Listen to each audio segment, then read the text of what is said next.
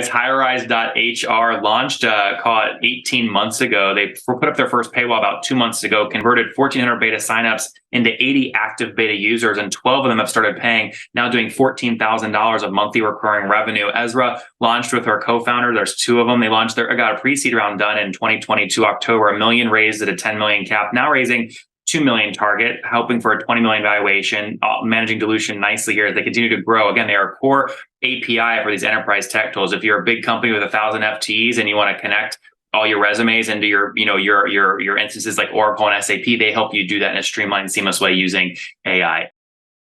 Hey folks, my guest today is Esra Kagan. She's an accomplished 2x founder, VC partner, investor, lecturer, board member, and author. She has a successful exit and acclaimed book on innovation, and is now focused on building Hirize.hr, which is AI-based resume parsing and a matching API. Esra, you ready to take us to the top?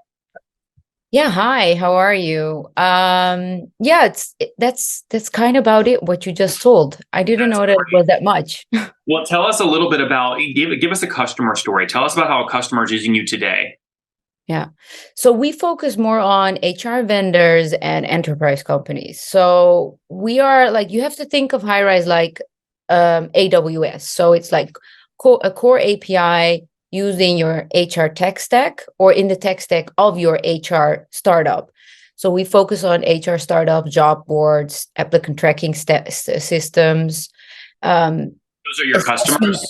These are my customers, yes. And then we have enterprise customers who use our API in their current systems, such as Oracle or SAP or Greenhouse.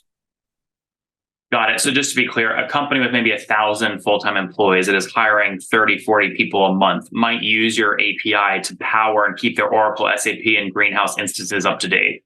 Yeah, so what we do is we parse, so we extract data from resumes and then match it. We rank the best candidate. So we're not doing this. We're not the first one who are doing this, but we're the first one who are using technology that is used in 2023. So the difference is that when I was doing my first HR tech startup, that was like in 2010, 12, we were using AI-based parsing and matching. And that was, we called it AI, but it was actually keyword matching. That's not what we call AI today. That's different.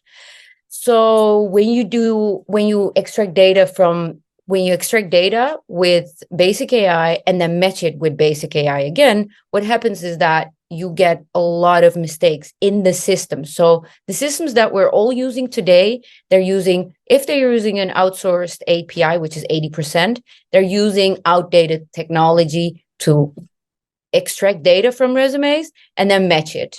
What are the most common outdated APIs people are using today that you compete with? So we have the Sovereign. Okay. You have Affinda, which they're like in the middle. They're not that bad. And then you have Archili. Also not that bad. Sovereign is horrible, and they are a market leader. And with horrible, I mean they can't extract data, so they can't read non-Word or PDF resumes. So what happens is that 30% of candidates who apply for a job, they get rejected not based on their skills or their resume, but because the technology can't read their resume. So you might be maybe a good fit for the job, but you got rejected, and nobody knows that you just slid through the cracks, or you don't even know that maybe you were good for that job and you start to look somewhere else. So that's a major problem. So all HR tech startups, I love what they're doing, but what they're doing is putting a Band-Aid on a system that is inherently broken, and we're trying to fix that. And Esra, are you in the market yet, or are you pre-revenue? No, we're in the market yet. We just started 2 months ago, and we have 12 customers. We have now around 14K revenue, MRR. It's going really fast. It's going. That's cool. Congrats on going 0 to 14,000 MRR in a couple of months. So when did you guys write the first line of code for the platform? What year? 2021 December. Okay, December. Got it. So you've been at it now for about 18, 19 months, something like that. How did you guys, and you, I guess we keep using the words we, do you have co-founders? Yeah, I do. I have a co-founder. He's the CTO. He's the genius. So his name is Eren. So, Eren. But you negotiated hard, right? You keep more than 50% equity, right? How do you know that? I can just tell you're a killer. Oh, what's going on there, YouTube? Good to see you guys. Now imagine this. You love watching these interviews with SaaS founders, but imagine if we took all of the valuation data out from over 2,807 interviews I've done manually. Saves you a lot of time. Well, we've done this. We've built it into the beautiful interface inside of FounderPath. Check this out. I'll show you how you can access this in a second, but you log in, you connect your Stripe account, you see your valuation real time. You can see what it changed over the past 88 days and even set goals for valuation this year. Now, the secret to valuation is there's many different ways to value a SaaS business. So the reason you're going to see 3 or 4 different valuations inside of your FounderPath dashboard, this is all free by the way, is because depending on who's doing the buying of your SaaS company, you're going to get a different valuation. A VC is going to pay a different valuation. Private equity firm is different. If you're going to do a minority sale, that's different. And if you sell the whole business, that's a different valuation. You can see all those when I hover over here. Right, so the teal is what a VC would pay, yellow is what private equity, and red is if you sold the whole thing outright. Now, what's cool about this is not built off random data. Again, you guys hear these interviews on YouTube. All these data are built from real-time valuation data points founders share with us on the show. So traction, 1.2 million, seed round, 3.7 raise, they sold 22% of their business. Go in here and filter by the event. Maybe you only want to see companies that have sold the whole business. Well, here are a bunch that have been acquired, the valuation and the multiple. Maybe you're going out right now and you're raising your seed round. Well, go in here and look at all this recent seed deals that went down, what they raised, what valuation they raised at, and what percent that they sold. There's never been a larger data set of SaaS valuations than what you can get now inside of FounderPath, and we're thrilled to bring it to you. All right, we're going to go back to the YouTube video here in a second, but if you want to check this tool out, if you want to jump in and sign up, you can check it out for free to get your valuation at this link, founderpath.com/products/valuations. Or if you go to founderpath.com and hover over products, click on get your valuation here and go ahead and sign up to give it a whirl. Again, all that valuation data live right inside the platform. I hope to see you there. All right, let's jump back into the interview. All right, so that's great. So you guys split equity going in, and have you bootstrapped it, or did you raise capital right away? No, we first bootstrapped it, and then we had an MVP, and then we did a pre-seed. We got like Axel Springer and Porsche, which is APX. They invested in our first round, in our pre-seed round, as our lead investor. How much was that total? So in our pre-seed, we raised $1 million. They didn't put $1 million. They were a lead. Yeah, they were the first one who were like, yes, let's do this. So that was in December 2021, or was this in 2022? That was in summer, end of summer. So that was around September, October 2022. So just last year, yeah. The market's sort of contracting at that point. How were you able to get that deal over the finish line? Obviously you have a VC background, so it sounds like you know how VCs think. Yeah. Okay. So first and foremost, I worked in VC for 7 years. That helps because people know you. I had an exit, so I'm a second-time founder. My co-founder is a third-time founder. So that helps because in that stage you invest in people, and we were strong founders. And then I reached out to only people I know in the VC industry. So I was like, I don't have a lot of time. I want to grow. I want to go in beta. So I just reach out to people who know me and I know them, and I can be like, dude, come on, let's do this. Write the freaking check. Yeah. That's awesome. And did you do pretty standard terms? So like, you sold 20% of the company, 5 million cap, something like that? No, our valuation was $10 million and we did like a 1 million round on safe. Okay. So it was a safe, it was a capped safe, capped at 10 million. Yeah. Okay. I would say that's actually pretty darn favorable. So nice work managing early stage dilution there. That's great. And at that time, we knew that OpenAI was going to do something, but at that time it didn't explode it yet. So everybody was still like, oh yeah, OpenAI is cute, but it didn't, we weren't there yet. AI wasn't a trend like that. The valuations weren't that high. So back then it was a little bit more tough. Now it's easier. Yep. How are you deciding how to invest that cash? Or another way to ask that question might be, you raised it 9 months ago. How much of the million do you still have in the bank?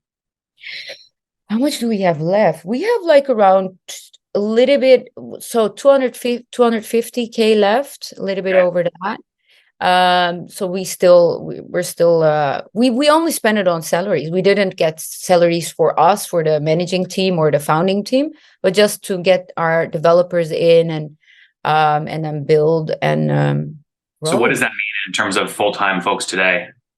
So we have 7 people, full and part-time, and Wow. 4 of them or 5 of them. Now I just onboarded today a new one, but 5 of them are full-time. And so when you look at what your burn is, how much runway would you say your 250K gives you? So we have around like 6-7 months to go. Okay. Does that make you nervous in the market we're in? Like, do you see a path to growing into profitability just from customer sales, or do you have to go raise more capital? I am raising a new round. I'm just shopping around. I'm telling everybody what I'm doing. I'm in Paris now at Viva Tech, Okay. which is, I don't know if you're in the States, right? I'm in Austin, Texas. Yep. Okay, yeah, so you wouldn't know, but France is like, oh, we're also on the map. So you have 100,000 people in the city now, 10,000 startups. Elon is coming in on Friday, so it's pretty big. So you have a lot of people here, and I'm just like walking around, meeting people, and So what are you targeting in your seed round? How much? we want to raise $2 million. We Okay. don't spend a lot on salaries because we got half of our tech office is in Istanbul in Turkey. Oh, great. So it's cheap for us to build, cheaper. And do you think you can raise 2 million and only sell 10% of the company again? Do you think you get a 20 million valuation? Yeah, I can. Interesting. Okay, well, that would be amazing. And then what's the thesis? Where would you invest that money? Again, salaries, but also sales and marketing. Now we want to grow. Yeah. We've proven that we can build. It's a good product. It doesn't like, there are no any errors. It's proved, it's tested, and now we can go wide. And Esra, when did you launch the pricing plan? Just 2 months ago. Wow. Okay. So in 2 months, you've added 12 customers, 14K of MRR. Tell me about that. That's fast growth. How did you find and close the first 12 customers? We had like a very long beta stage. So our first beta release was in October, November. And then we had a lot of customers, that were testing it then. Were they actual betas, Esra? Like, when they signed up for the beta, did you say at the end of 6 months, if you love it, you need to start paying $3,000 a month? Or did you wait to negotiate price until after the beta was done? No, I wish I did that because I didn't. I started negotiating after I launched, which I think we would have more MRR if we did it. If we, you can't do everything perfect. So, when you sort your customer list at the end of betas from like the most likely to pay versus the least likely to pay, what column header in Excel were you sorting by? Was it like number of API calls in the beta program, or number of team members onboarded in the beta program, or what was the activation metric? So for us, it's more like so it's the stage where you need our API. So there were a couple of startups that were using our API and they were building on our API. So after 3 months and you build on an API and you build your own whole company around that API, you can't go back. So I was was it once those engineers built on your API, you could measure the number of API calls they were doing per day? Yeah. So they build and they're active. That's 100% yes. I see. Yeah. So it's like how much you integrate our product in your system. That's one metric. So how many products you use, and then how often you use it. So we had like customers that were using it a couple of times a week, and we're like, oh, that's not gonna happen, and it didn't happen. Yeah. How many folks signed up for the beta program? We had a lot of beta users. We had 1,400 beta signups. Wow. And I think we had like 80 actual users. 80 active users, and then you converted 80 of the active ones into 12 of them converted to customers. Because we're not a consumer product. So I had wide reach. So I told everybody to sign up. So we had 1,400 signups.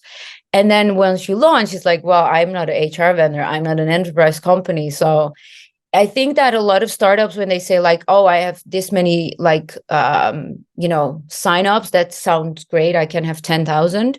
but how many were actual customers and companies that you want to do the beta with? Yeah. You converted 80 of the 1,400, 80 were your like ICP, your ideal customer profile. And of the 80, you got 12 to pay and you're only 2 months in. Do you think you convert more of those 80 to pay over time? Yeah, we're working on them now. And then we also have like customers or beta users that wanted to become a customer, but wait a little bit more, like I said. So I think these are the ones that are going to bring us a lot more revenue. We have one really big job board that's going to be amazing if it happens. That's awesome. Well, I love your story. We're out of time for today. Let's wrap up with the famous five. Number one, Esra, your favorite book.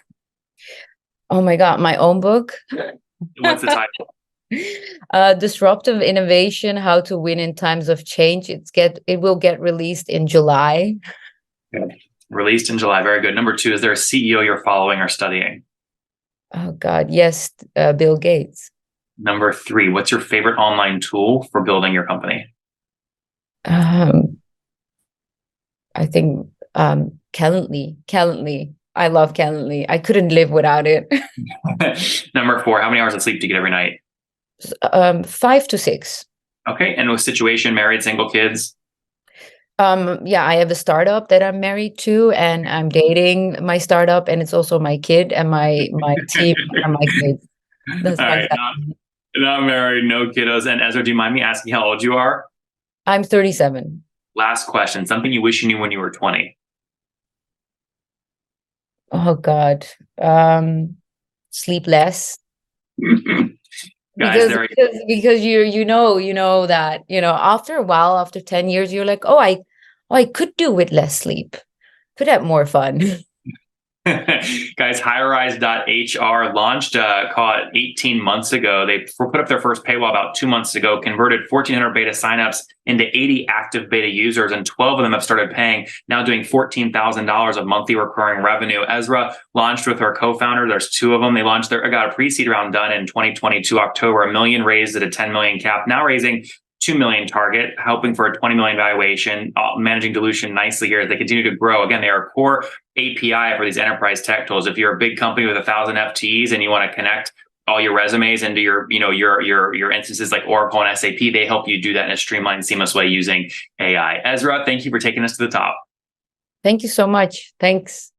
One more thing before you go. We have a brand new show every Thursday at 1 p.m. Central. It's called Shark Tank for SaaS. We call it Deal or Bust. One founder comes on, 3 hungry buyers. They try and do a deal live, and the founder shares back-end dashboards, their expenses, their revenue, ARPU, CAC, LTV, you name it, they share it. And the buyers try and make a deal live. It is fun to watch every Thursday, 1 p.m. Central. Additionally, remember, these recorded founder interviews go live. We release them here on YouTube every day at 2 p.m. Central. To make sure you don't miss any of that, make sure you click the subscribe button below here on YouTube, the big red button, and then click the little bell notification to make sure you get notifications when we do go live. I wouldn't want you to miss breaking news in the SaaS world, whether it's an acquisition, a big fundraise, a big sale, a big profitability statement, or something else. I don't want you to miss it. Additionally, if you want to take this conversation deeper and further, we have by far the largest private Slack community for B2B SaaS founders. You want to get in there. We've probably talked about your tool if you're running a company or your firm if you're investing. You can go in there and quickly search and see what people are saying. Sign up for that at nathanlatka.com/Slack. In the meantime, I'm hanging out with you here on YouTube. I'll be in the comments for the next 30 minutes. Feel free to let me know what you thought about this episode. And if you enjoyed it, click the thumbs up. We get a lot of haters that are mad at how aggressive I am on these shows, but I do it so that we can all learn. We have to counter those people. We got to push them away. Click the thumbs up below to counter them and know that I appreciate your guys' support. All right, I'll be in the comments. See ya.